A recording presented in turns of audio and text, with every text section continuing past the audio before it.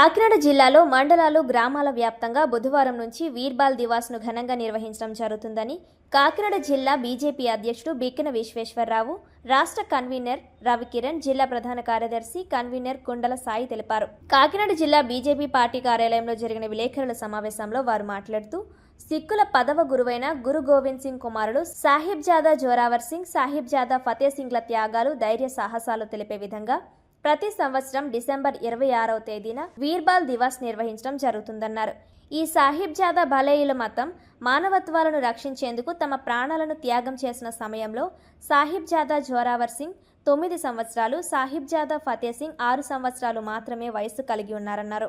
ఈ బాలవీరుల త్యాగం గుర్తుగా దేశవ్యాప్తంగా వీర్బాల్ దివాస్ను నిర్వహిస్తున్నట్లు తెలిపారు. ఈ సమావేశంలో బీజేపీ నాయకులు పార్దు, గోడి సత్యవతి, చోడిశెట్టి రమేష్ బాబు, పైడా రవీంద్ర, జ్యోతుల రాజేష్, మోహన్ రావు, హేమంత్ తదితరులు పాల్గొన్నారు.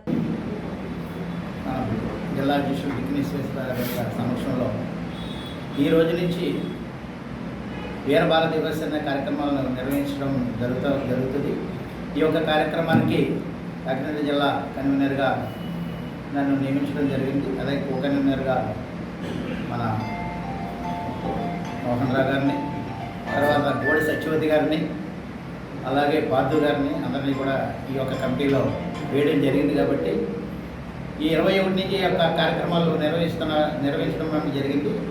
అయితే అటల్ బిహారీ వాజ్పేయి గారు కార్యక్రమం వల్ల ఈ 2 రోజులు ఆలస్యంగా జరగడం 27వ తారీఖు వరకు కూడా ఈ కార్యక్రమాన్ని నిర్వహించమని రాష్ట్ర అధ్యక్షుడు వారు ఆదేశాలు ఇవ్వడం జరిగింది. కాబట్టి ఈరోజు వీరబాల దివస్ అనేటువంటి కార్యక్రమం మనం నిర్వహించుకోవడం, జాతీయ స్థాయిలో నిర్వహించుకోవడం జరుగుతూ ఉంది.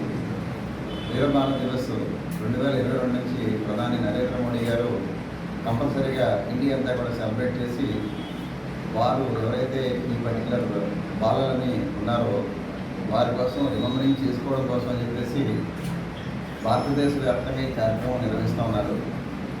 ఆ రోజుల్లో ఔరంగజేబు కాలంలో ఏదైతే ఇస్లాం మతవాదంతో చాలా తీవ్రంగా పబ్లిక్ని డిస్టర్బ్ చేస్తూ మతానికి మార్చడానికి చేస్తున్నటువంటి ప్రయత్నాలు జరుగుతున్న రోజుల్లో గురు గోవింద్ సింగ్ గారు 10వ సిక్కు గురువు వారు దీనికి వ్యతిరేకంగా చాలామంది ఎవరైతే ఔరంగజేబు యొక్క సామంతరాజులు ఉన్నారో వారందరిపైన దండయాత్ర చేసి వారందరినీ కూడా అంతమొందించారు. ఇది చూసి ఔరంగజేబు ఆ రోజుల్లో ఏదో విధంగా వీరిని ఈ రాజ్యాన్ని ఆపాలి, అక్కడి నుంచి ఎవరిని కూడా బయటికి రాకుండా సైనికుల్ని బయట నుంచి ఎవరిని లోపలికి వెళ్లకుండా గురు గోవింద్ సింగ్ గారు ఉన్నటువంటి ప్రదేశాన్ని చుట్టుముట్టారు. ఆ రోజుల్లో అప్పుడున్నటువంటి వాతావరణంలో లోపల ఉన్నటువంటి ఫుడ్ కూడా షార్టేజ్ రావడం జరిగింది. ఆ షార్టేజ్ రావడంతో ఏం చేయాలని ఆలోచిస్తున్న క్రమంలో బయట నుంచి లోపలికి కోరేం పంపించారంటే వారు అక్కడి నుంచి వెళ్ళిపోతే గురు గోవింద్ సింగ్ గారు అక్కడ ఉన్న ప్రజలందరినీ కూడా వదిలేస్తూ ఉన్నారు. సో ప్రజల్ని కాపాడడం కోసం చెప్పి కొట్టుపాటి సైన్యంతో గురు గోవింద్ సింగ్ గారు అక్కడి నుంచి బయటకు వెళ్ళిపోయారు. వెళ్ళిపోతున్న క్రమంలో ఒకసారి వెలుపుదాడి చేసి వారిని భూముట్టించాలనే ప్రయత్నంలో వారి యొక్క 2 కుమారులు అక్కడ మిస్ అయిపోయారు. మొత్తం 4 కుమారులు గురు గోవింద్ సింగ్ గారికి 10వ సిక్కు గురువు వారు 2 కుమారుల్ని ఆ రోజు ఎవరైతే ఉన్నారో వారు